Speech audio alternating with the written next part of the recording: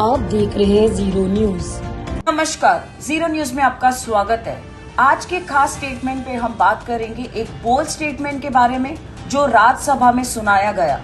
आम आदमी पार्टी के लीडर राघव चड्ढा ने पार्लियामेंट में कहा कि पब्लिक को अपने नेताओं को फायर करने का अधिकार मिलना चाहिए। स्टेटमेंट उन्होंने सीपी राधाकृष्णनंद को एड्रेस करते हुए दिया, जो तब राज्यसभा के प्रिसाइडिंग ऑफिसर थे।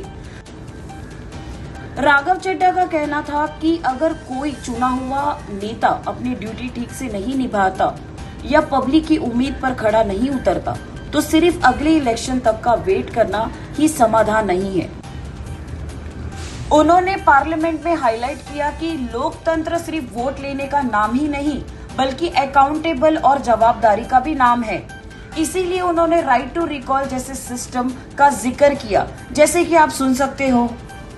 होना चाहिए। अगर देश का मतदाता अपने नेताओं को हायर कर सकता है तो वो नेताओं को फायर करने की शक्ति भी उसे मिलनी चाहिए। Sir, right to recall is a mechanism that empowers the voters to deelect a नेता representative before the tenure ends if he fails to discharge his or her duty. Sir, हम MP MLA चुनते हैं, उसके बाद अगर वो काम ना करे, अपने वादे भूल जाए, जनता से दूर हो जाए तो 5 साल तक इंतजार करने के अलावा जनता के पास कोई ताकत नहीं है। कोई इंटरिम प्रोविजन नहीं, कोई अकाउंटेबिलिटी नहीं, कोई परफॉर्मेंस रिव्यू नहीं, कोई करेक्टिव ऑप्शन नहीं। चुनाव से पहले नेता जनता के पीछे और चुनाव के बाद जनता नेता के पीछे। और सर, 5 साल is too long a period in this day and age. अगर एक गलत फैसला गलत नेता को चुनने का लिया तो लाखों लोगों का भविष्य अंधकार में जाता है और पूरा क्षेत्र पीछे जाता है। Sir, we can trust our voters to elect. हमें अपने मतदाता पे विश्वास करना चाहिए कि वो अपनी गलती बदल भी सके राइट टू रिकॉल की ताकत से। Sir, let me clarify that right to recall is not a weapon against politicians. It is an insurance policy for democracy. और भारत के संविधान में जब आप राष्ट्रपति को इम्पीच कर सकते हैं टेन्योर के दौरान, उपराष्ट्रपति को हटाने का प्रावधान है, जजों को इम्पीच करने के लिए प्रोसेस लेट डाउन है, यहाँ तक कि रूलिंग गवर्नमेंट के खिलाफ नो कॉन्फिडेंस मोशन लाकर आप सरकार बर्खास्त कर सकते हैं। तो एमपी एमएलए अगर आपका नॉन परफॉर्मिंग है तो उसको हटाने के लिए क्यों नहीं राइट टू रिकॉल मतदाता को देना चाहिए।